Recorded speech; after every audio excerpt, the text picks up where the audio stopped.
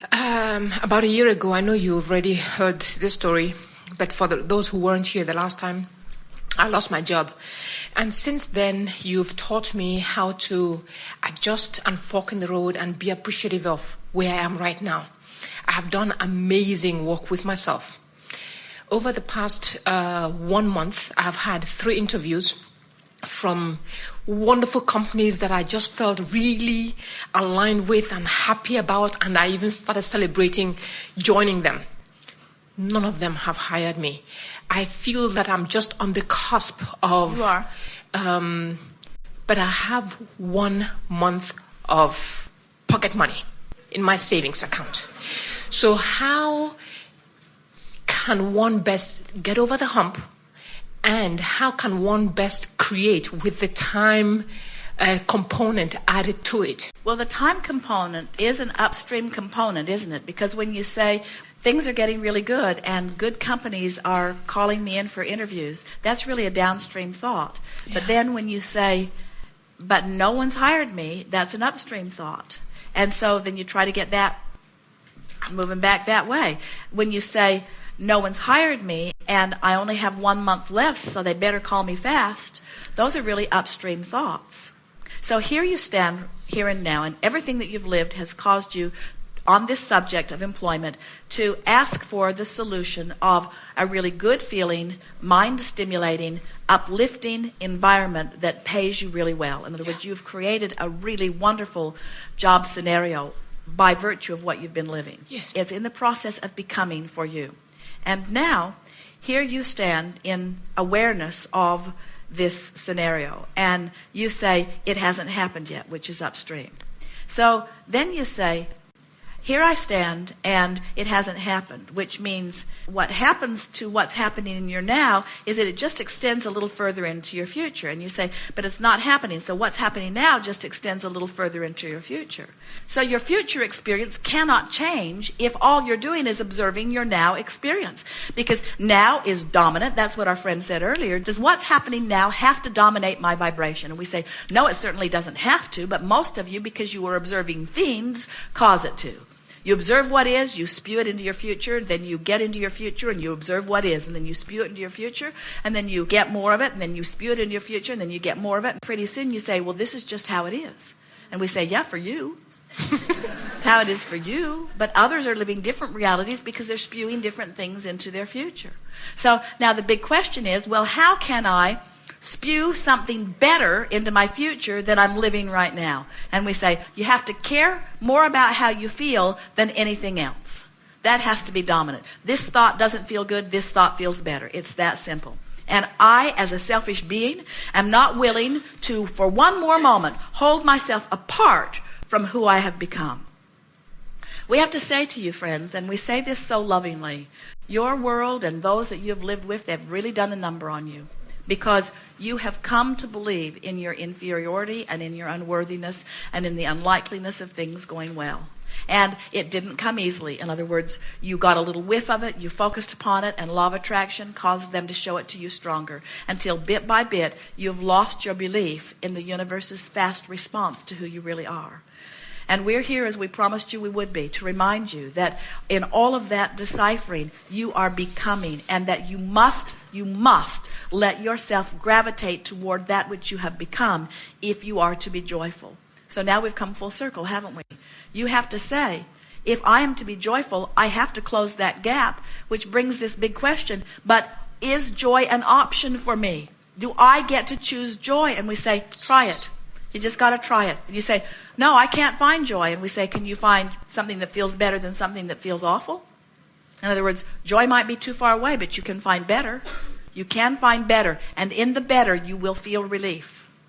So you say, okay, I'll try it. So I feel utterly powerless. I'm 1.5 years old, and I'm strapped into a damn car seat in the back of a car that I don't want to be in, with a father that didn't want to pick me up, who's mad that he had to, who's in traffic and he's unhappy, and here I am in this situation, and I am responding to this situation. And now some bright-eyed, bushy-tailed know-it-all is smiling at me, someone over there in pure positive energy is smiling at me. And I see it, and my source is calling me toward it, but you know how far I can get? Revenge. And we have to say, that anger that child felt so much better than the powerlessness that came before. Yeah. But you know what happens to most of you when you try to move upstream from your powerlessness and you move into revenge or anger? You come right up against a society or a mother or a parent or a school system or somebody that says, no, anger is not acceptable. And so you just go back into powerlessness. Powerless anger, powerless anger, powerless anger, powerless anger, powerless anger, powerless anger, until you believe that you have no options. And we're wanting you to understand that if you would just try for a little while to find that feeling that feels just a little better, you will begin to notice that your tide begins to turn, your stream begins to take you, your odds begin to change, your life begins to change. The people in your life begin to change. You only have to turn 1 or 2 times downstream from upstream, and your entire point of attraction is different, and everything in your experience has shifted just a little bit. Shifted just a little bit. And your life will give you the evidence of that shift, you see. So, Abraham, I've only got 30 days left. And we say, how does that make you feel? And you say, worried. And we say, then don't talk about that. Say things like, things usually work out for me.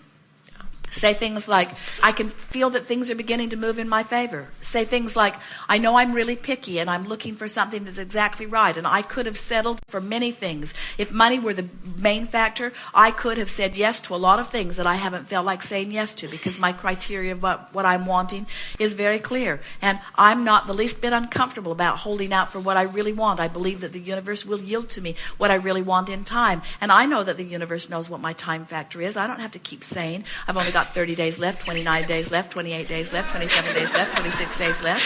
I know that the universe knows, and I can tell in my ease that I'm moving toward it, and counting these days is not giving me ease. It's doing the opposite. Yeah. In other words, I've got to stop the countdown. Instead, just start expecting that things are unfolding and knowing that it's going to work out just fine. Things always work out for me one way or another, and now I understand so much more clearly everything that I've ever understood before. I get it. I get how it works. So I'm looking forward to the way it will unfold, and I know it will unfold in time. Now you just relieved. And in those kinds of thoughts, you set up rendezvous with future potential employers that you didn't have access to 5 minutes ago. Yeah. You didn't have access to them because you were pointed in a different direction, you see. That's how it works. Things always work for you. It is not possible for you to not get the job that the inner being part of you already has, knows where it is, knows how much it pays, knows what you got to do to get it, and is standing over there saying, come this way, come this way, come this way, come this way. And you say, 29 days, 28 days, 27 days. And your interview say, doesn't matter, come this way, come this way, come this way, come this way. Had 3 interviews, didn't like anybody, nobody called me back. Come this way, come this way, come this way, come this way. You just got to go in the direction of it. You say, oh, but that wouldn't be realistic for me to pretend that things are working out when the evidence points otherwise. And we say, alignment is not a difficult thing, but alignment does require alignment. In other words, you got to be aligned before you can align. So before you can rendezvous with the job of your dreams, you've got to be in alignment with the source of you. Before you can rendezvous with the lover of your life, you've got to rendezvous with you. In other words, you have become that person in those relationships. But if you don't feel good, you're not at that vibration. And so, thank goodness the universe is not yielding to you the job you do not want. For every single thing you want, there are 20 or 30 or 40 available avenues to open right now, to lead you closer to what you want, right now. They're there, ready to pop, with you just turning downstream. But the problem with being turned upstream is you got the upstream habit. And you got to develop the downstream habit. And when you start developing the downstream habit, people are going to say, what have you done? It's like all that stuff was lined up outside your door. How'd you get the door open? Avalanches of things you've been wanting just begin coming into your experience. You say, well, I just stopped worrying about it not happening, and it started happening. I just started playing the positive what-if game instead of the negative what-if game. I just started feeling more optimistic and not so pessimistic. I praised more and criticized less. I stopped beating up on myself and loved myself more. I looked for reasons to feel good. I breathed deeply and I took walks and I said, thank you for this planet. Thank you for this earth. Thank you for my body. Thank you for my fingers. Thank you for this stomach. Thank you for this digestive system. Thank you for this oxygen that I'm breathing. Thank you for this hotel. Thank you for this light. Thank you for, thank you. I just got in this mindset of appreciation of all of the magnificent things that are working for me. And when I activated that, then everything started working for me. The majority of what's going on in all of your lives is working so well, and yet you find the one thing that isn't working and give it your undivided attention and let it be the basis of your vibration. You got to get happy before the solution comes, and then the solution will come.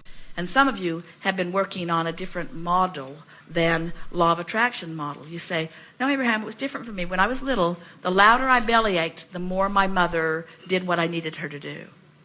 And we say, well, in her attempt to fix things for you, she gave you an invalid picture of things because she made you believe that the more you complain, then the more people will compensate and change the conditions in order to make you feel better.